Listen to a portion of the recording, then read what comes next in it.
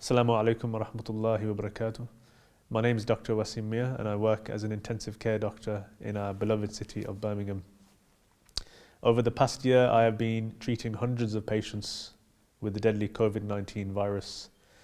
Many of these people I put onto ventilators and sadly many of them have passed away and left this world.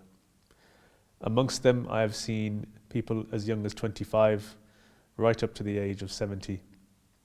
This disease doesn't discriminate against age or race or gender.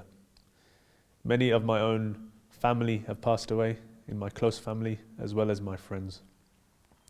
COVID-19 is a real disease and it kills many of our real people. It is therefore that I urge us as a community to come together and fight this disease so that we can preserve the lives of all of us, as the life of a Muslim is very sacred in our deen. We must trust our health professionals, our health regulators, and our scholars. Therefore, I encourage you to take the vaccine and share this message with as many people as possible.